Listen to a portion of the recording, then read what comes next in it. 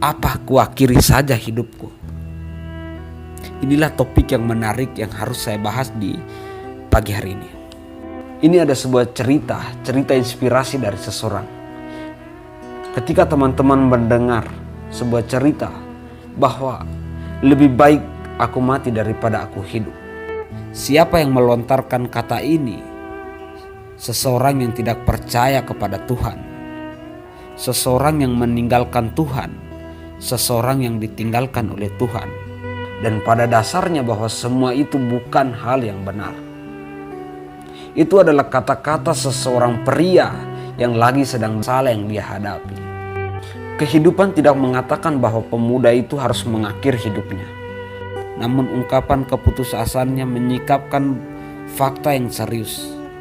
Ada kalanya bahkan seorang hamba Tuhan bisa amat kalut karena tekanan batin. Lantaran merasa begitu tertekan, beberapa remaja merasa tidak punya alasan lagi untuk terus hidup.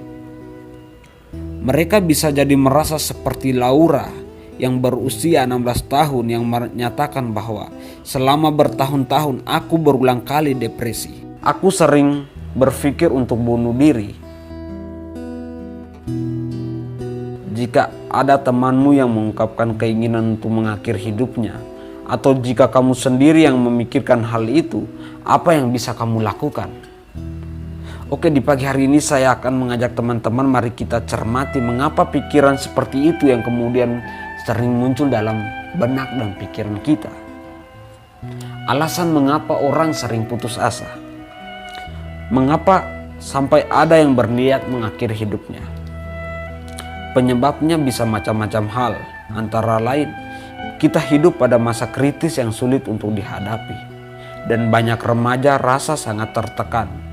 Selain itu, ketidaksempurnaan manusia dapat menyebabkan beberapa orang memendam berbagai pikiran negatif mengenai diri mereka dan dunia di sekeliling mereka.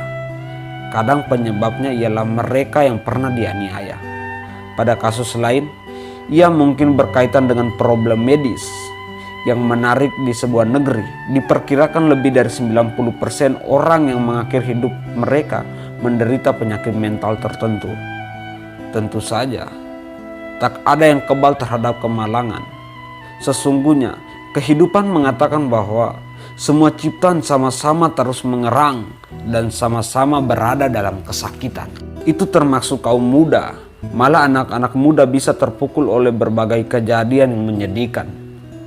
Misalnya kematian kerabat atau sahabatnya, konflik dalam keluarga, kegagalan akademik, putus cinta, perlakuan buruk yang selalu dia dapatkan, atau termasuk penganiayaan fisik dan mental dan sebagainya. Memang cepat atau lambat hampir semua remaja menghadapi salah satu situasi yang di atas. Mengapa ada yang lebih sanggup mengatasinya daripada yang lain? Menurut para pakar, remaja yang ingin menyerah merasa sangat tidak berdaya dan putus harapan. Dengan kata lain, remaja seperti itu yakin bahwa situasinya tidak bisa dia apa-apakan lagi. Mereka sebenarnya tidak ingin mati. Mereka hanya ingin mengakhiri kepedihan yang hadir dalam hidupnya. Mungkin dia merasa bahwa tidak ada solusi atau jalan keluar dari persoalan-persoalan yang dihadapi saat ini. Kamu mungkin tahu seseorang yang sangat ingin mengakhiri kepedihannya. Sampai-sampai ia mengungkapkan bahwa dia tidak mau hidup lagi. Apa yang kemudian dapat kamu lakukan? Jika ada temanmu yang begitu sedih, sampai-sampai ingin mati, desakan dia untuk mencari bantuan. Lalu apapun tanggapannya, bicaralah kepada seseorang yang dewasa yang bertanggung jawab. Jangan khawatir dengan persahabatanmu yang kemudian akan rusak. Dengan melaporkan hal itu, mungkin kamu bisa menyelamatkan nyawa temanmu. Akan tetapi, bagaimana jika kamu sendiri yang berpikir untuk mengakhiri hidupmu? Jangan pendamkan perasaanmu. Bicaralah dengan seseorang atau orang tua, teman atau siapapun yang peduli, yang mampu mendengar unek-unekmu dan menanggapmu dengan serius. Kamu tidak bakal dimarahi, malah akan dibantu kalau kamu membicarakan persoalan hidupmu. Memang problemmu tidak akan lenyap hanya karena kamu telah membicarakannya. tapi boleh jadi justru dengan cerita ke teman-teman yang dipercaya, kamu bisa melihat situasimu dari sudut pandang yang tepat. Malah hal itu mungkin membuatmu menemukan solusi yang sangat baik. Jadi bagi teman-teman yang mendengar video saya kali ini atau sedang menjalani kehidupan saat ini, Anda yang memiliki perasaan putus asa atau ingin mengakhiri hidup Anda perlu tahu hal ini.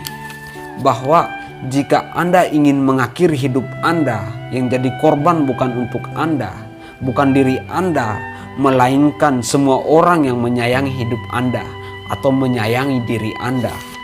Anda perlu tahu, Anda perlu memahami bahwa perasaan putus asa itu ibaratkan awan yang kelam.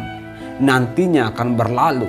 Maka sama halnya bahwa persoalan hidup yang kamu hadapi saat ini akan berlalu jika Anda harus bijaksana. Anda harus menyikapi segala persoalan yang hadir dalam hidupmu. Anda harus bangkit, Anda harus semangat untuk menghadapi persoalan hidupmu. Bahwa hidup tidak akan terluput dari segala bentuk persoalan. Maka bagi teman-teman yang mendengar cerita saya, pandangan saya di pagi hari ini, tetap semangat dalam situasi hidupmu. Terima kasih sudah mendengar cerita saya. Semoga cerita saya memberikan manfaat yang luar biasa dalam hidup teman-teman.